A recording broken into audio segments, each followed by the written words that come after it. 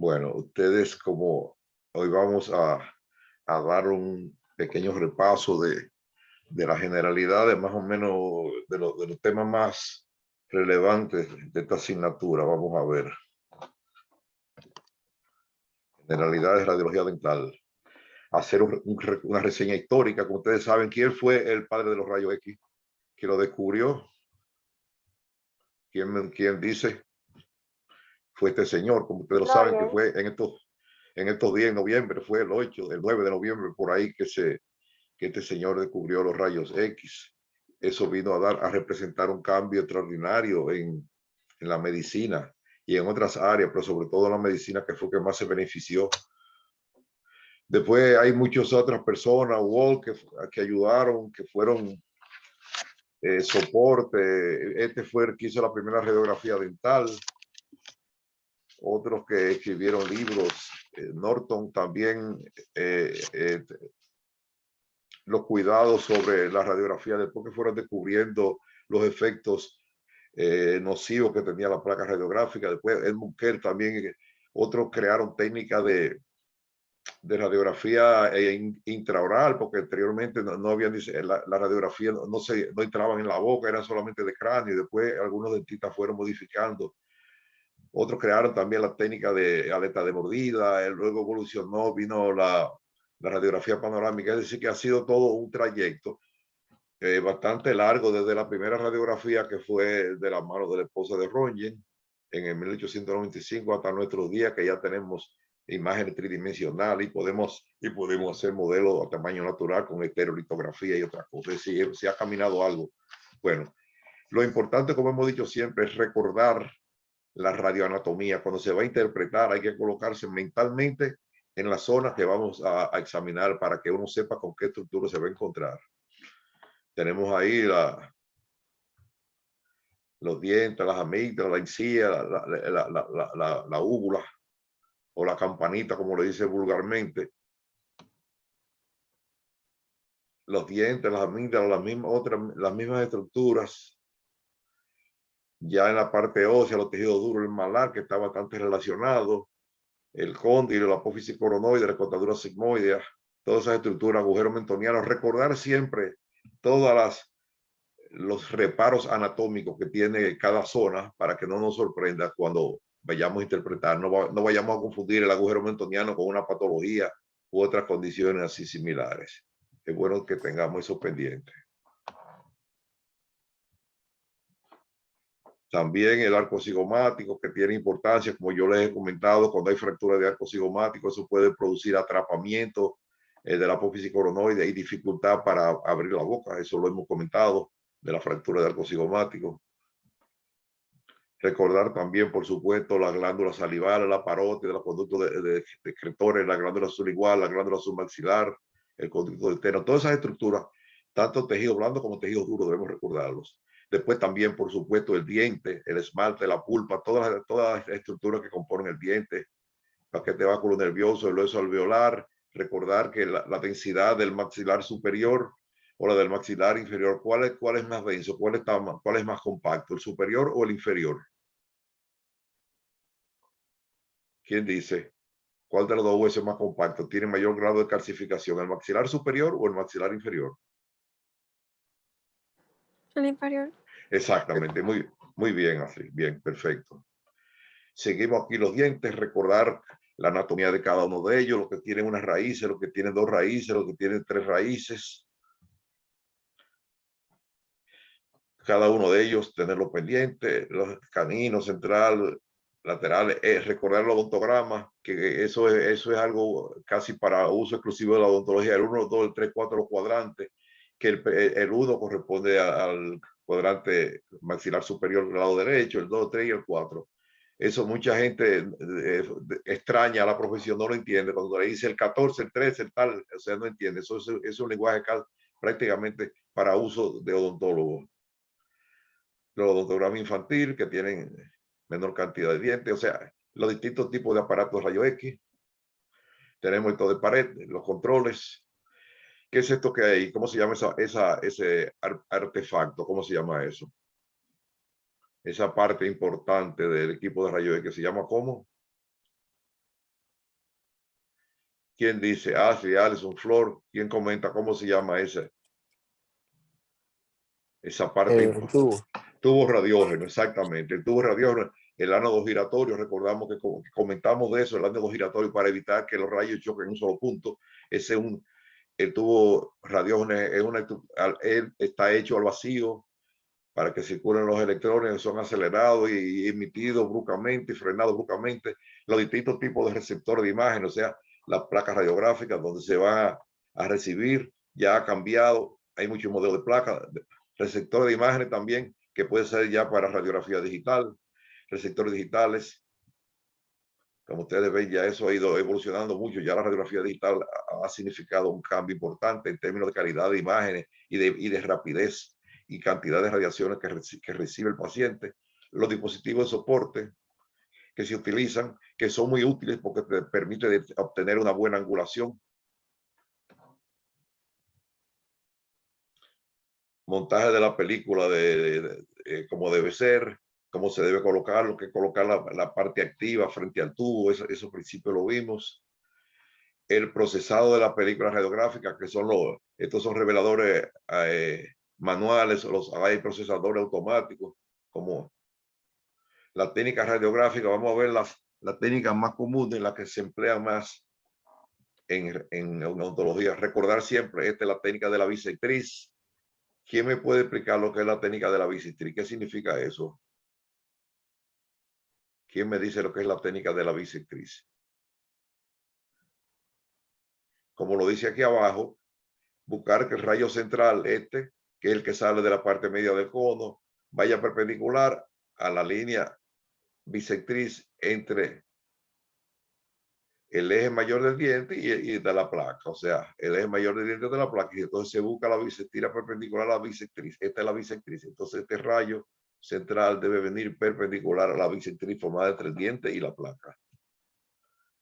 Radiografía intraorales, que en odontología se usa mucho, también ya se está usando mucho la radiografía extraorales, la técnica periapical, el plano de Camper, o sea, es el plano cruzado de estar paralelo al piso, dependiendo si es maxilar superior o maxilar inferior. Recordar que habitualmente se colocan las placas en sentido vertical hasta los caninos, y de los premolares hacia atrás se hace horizontales, pero en algunos casos, por ejemplo, si nos interesa ver alguna estructura, se puede poner la placa también en vertical. Eso dependerá del caso, pero como estándar, hasta los caninos se pone verticales y de premolares hacia atrás en horizontal. Vemos aquí lo que es la aleta de mordida, que es muy útil para detectar caries interproximales, como dice. Aleta de mordida en inglés, bywing. Mírenlas aquí. El plano cruzal, la angulación horizontal y el perpendicular, o sea, es perpendicular al eje de la placa. Mira las aletas de mordida que bien se ven. Cualquier carie interproximal, por supuesto, no sirven para detectar patologías periapicales, pero sí para caries interproximales. Eso es una maravilla, la radiografía de aleta de mordida. La oclusal también en ocasiones puede ser útil para dientes retenidos, cualquier otra condición. Ya no se emplean tanto las oclusales, pero dice aquí muy útil para visualizar fracturas, pero ya hay otras técnicas que son igualmente efectivas. Como ven aquí, también para piezas retenidas.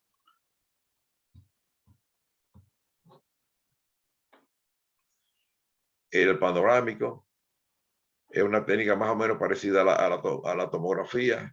Se utiliza un aparato que se llama ortopantomógrafo.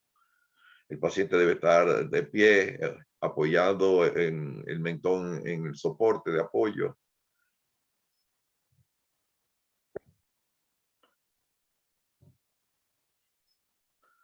Los puntos de referencia anatómicos, como hemos comentado ahorita. Recordar, ¿cómo se llama eso que está ahí? Ese puntico de ahí. ¿Cómo se llama ese puntico de ahí? No recuerdan cómo se llama ese punto. Se llama el agujero lingual. Miren ahí, que es una estructura radiolúcida rodeada por un halo radiopaco, el agujero lingual. Recordar el agujero mentoniano, que ahí está un poquito movido, porque habitualmente el agujero mentoniano se encuentra casi siempre entre los dos premolares, pero ahí está un poquito hacia el molar. El ápice del canino.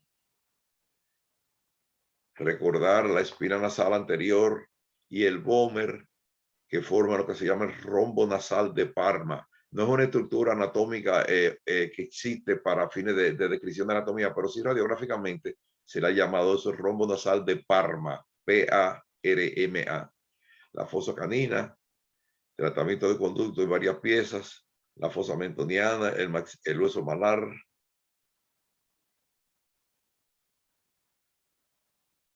El seno maxilar, que está siempre aproximadamente comienza después de segundo premolar y tiene relación íntima con las raíces de los molares superiores, y a veces una sinusitis puede reflejarse y aparentar que tiene una patología en la muela y realmente es algo sinusal que por reflejo duele la muela. La sutura palatina, que puede, es bueno recordarla, porque si no lo tenemos pendiente, podríamos creer que se trata de una fractura del maxilar, pero es una estructura anatómica que se encuentra siempre, el tabique nasal, la sutura intermaxilar, la tuberosidad del maxilar, piso de fosas nasales.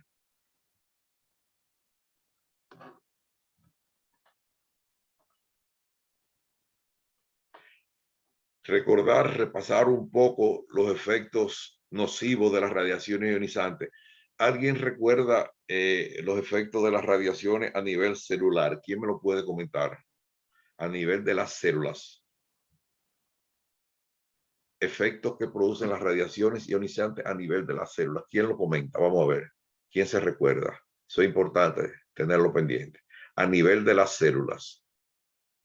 Jesús, dime. Ashley, Alison. ¿Quién se atreve? Bueno, él cambia altera el nivel normal de las células. Sí, pero ¿qué cambio produce a nivel de las células? Las radiaciones ionizantes. Si no me equivoco, cambia su estructura molecular. Pero... Conversión, esto es bueno que lo recuerden, yo lo he dado mucho. Conversión del agua intracelular en agua oxigenada, recordar eso. Conversión del agua intracelular en agua oxigenada y modificaciones en el ADN. O sea, eso tiene incidencia en la herencia. Por eso a veces casos de síndrome de Down, trisomía 21, están relacionados con radiación. O sea, ¿quién me lo repite? A nivel de las células, ¿cuáles son las modificaciones que produce? Cambia el agua celular a agua oxigenada. Y modificaciones en el ADN. Esas son. Y a nivel de los tejidos, ¿qué produce? A nivel de los tejidos, ¿qué produce?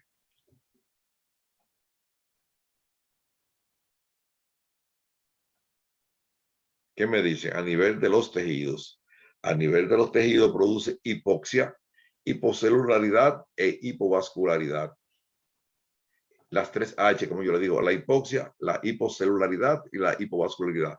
Por eso es que la radioterapia funciona, porque no le disminuye la cantidad de oxígeno, le disminuye la cantidad de células, la cantidad de vasos sanguíneos, y eso hace que el tumor detenga su crecimiento.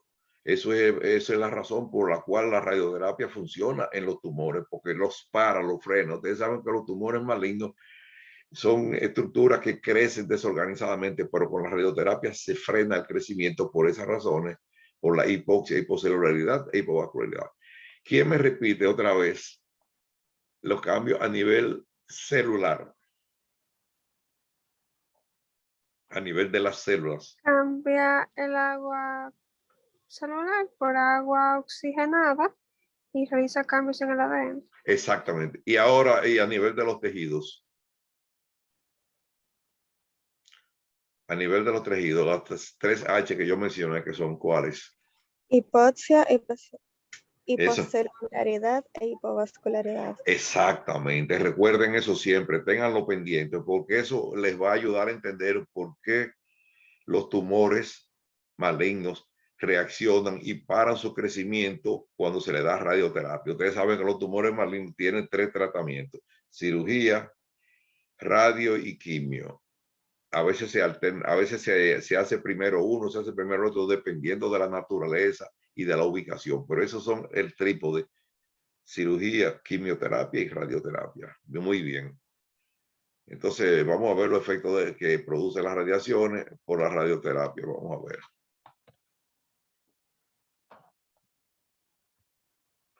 Efectos de la radiación en la cavidad oral, como dijimos. Mucositis. Mucositis es una especie de úlcera, de inflamaciones que se producen en la mucosa. Eso es efecto de, ¿qué dice ahí? Efecto, ¿qué dice ahí en ese titular? ¿Qué dice arriba en esa?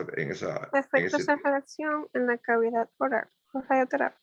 Exactamente, lo que decíamos ahora que hablamos de la radioterapia. Es claro, esos son ya efectos ya cuando sobrepasa ciertos límites, pues produce esas manifestaciones que son transitorias.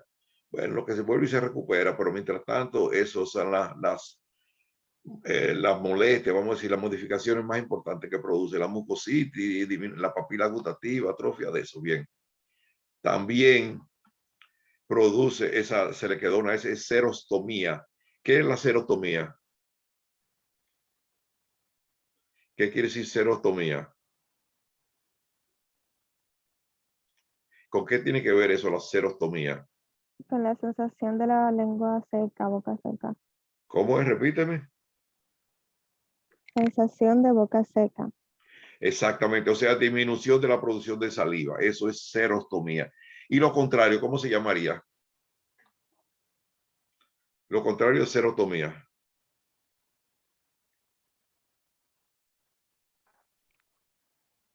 ¿Cómo se llama? Tenemos que saber esos términos porque esos términos son casi para uso odontológico. Esos términos lo usan los otorrinos también. Pero ¿cómo se llama la producción de saliva en exceso? Maestro, no es hipercialia. Exactamente, o cialorrea. Cialorrea o hipercialia. Hipocialia o serotomía. Hipocialia. Recordar hipo o hiper. Hipocialia quiere decir disminución de la producción de saliva o serotomía. Hipercialia o cialosis o cialorrea. O cialosis, no, cialorrea, perdón. O hipercialia es la producción en exceso. ¿Y qué medicamento se utiliza para, qué medicamento produce serotomía? Un medicamento que se utiliza a veces en cirugía, uno lo utiliza para disminuir la producción de saliva. ¿Cómo se llama ese medicamento? ¿Quién recuerda? ¿Cómo se llama? Ese medicamento se llama atropina, la atropina. Y para estimular la producción de saliva, ¿cómo se llama el medicamento que se utiliza cuando hay serotomía, para el tratamiento de la serotomía? ¿Cómo se llama el medicamento? Se llama pilocarpina. Recuerden todas esas cosas, señores, porque eso es el vecindario de nosotros, esa es la boca, ahí es que el odontólogo vive. Se pasa la mayor parte del tiempo, entonces debemos conocer toda esa terminología para uno saber más o menos cómo manejarse.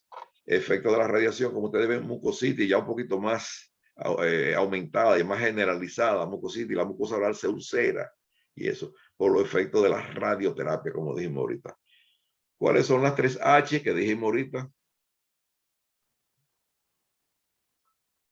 ¿Cuáles son?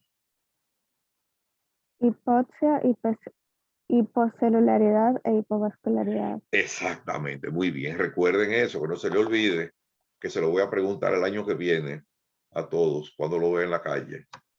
Bien, entonces, por supuesto, después que se descubrieron ya los efectos de las radiaciones que producía cáncer, que en principio muchos odontólogos agarraban la placa con los dedos y no sabían las cosas. Inclusive yo le enseñé una foto a ustedes de un dedo que fue amputado como consecuencia de un carcinoma que se desarrolló por sujetar la placa. Entonces, hay que utilizar la medida de protección radiológica tanto para el paciente como para el operador. Como ustedes ven, hay delantales, hay esas cosas que se llaman, ¿cómo se llaman esos aparatos que se utilizan para medir la cantidad de radiaciones? ¿Cómo se llama?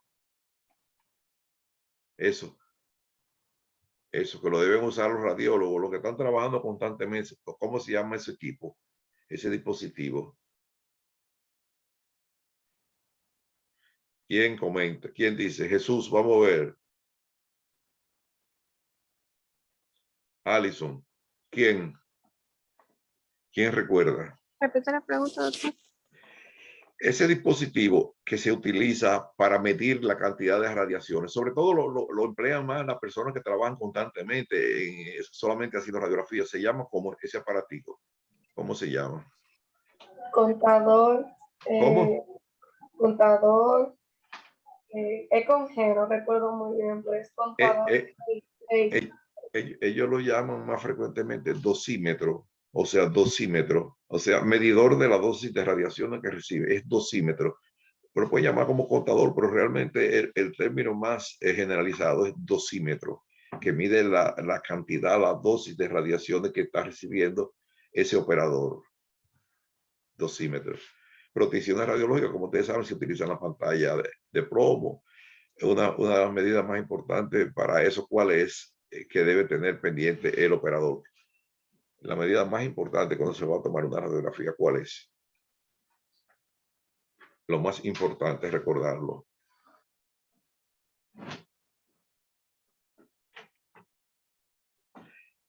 Irse lo más lejos posible del cono, o sea, irse en una dirección opuesta al punto de salida de las radiaciones, o sea, colocarse por detrás y lo más lejos que sea posible. Y si está permitido, si hay una pantalla de plomo, irse por atrás.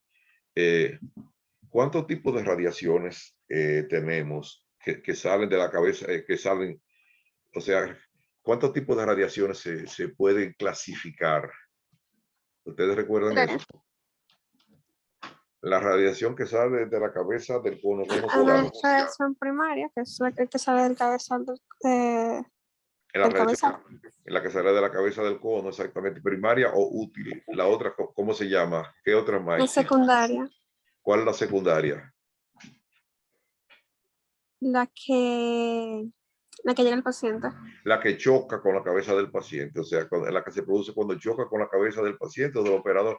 ¿Y la otra cuál es? La terciaria, que es la que se dispersa con el choque. Por escape, o sea, le llaman radiación por escape. La radiación primaria, que es la que sale de la cabeza del cono.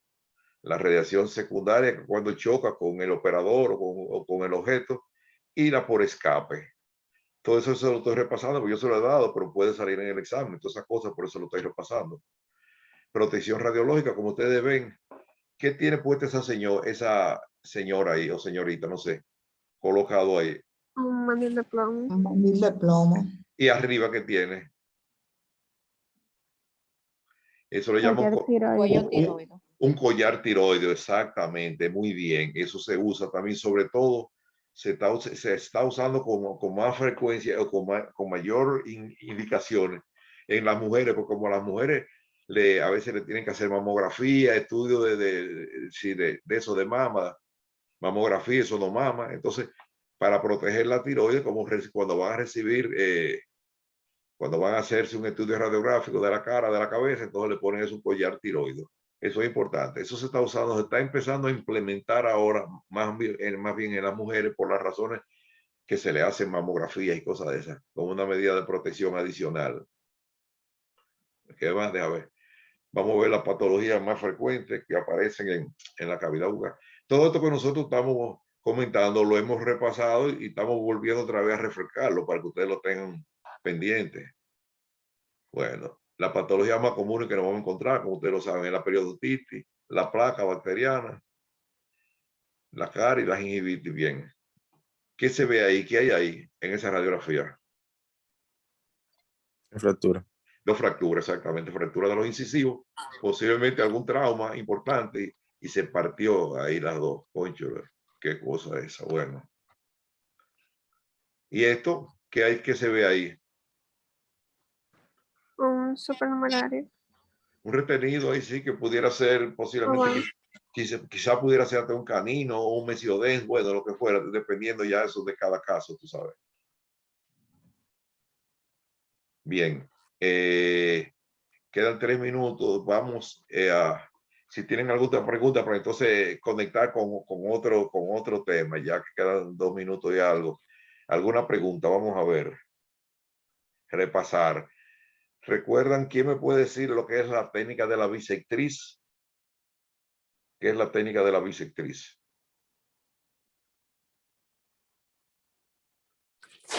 Respecto al eje longitudinal del diente, colocamos la película radiográfica de manera perpendicular.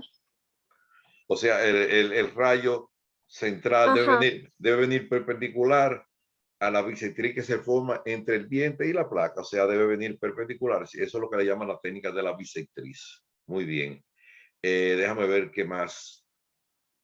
¿Cómo se llama una estructura que se encuentra en debajo de los incisivos inferiores y que está así en la línea media, tiene un punto radiolúcido El en el... agujero lingual. Exactamente, el agujero lingual, muy bien. ¿Y cuántos tipos de odontomas tenemos nosotros? ¿Qué es un odontoma? ¿Quién me explica lo que es un odontoma?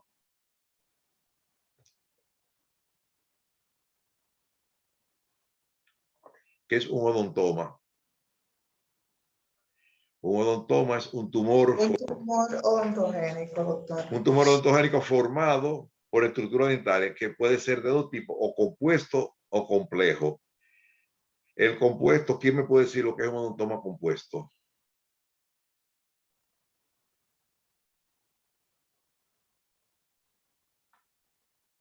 El odontoma compuesto, los tejidos están dispuestos, organizados, como si fuera como en el mismo diente, o sea, están ordenados, son como pequeños dientecitos. Yo le voy a repasar ahora mismo toda la parte de patología, de diagnóstica, la vamos a repasar toda ahora en este nuevo encuentro.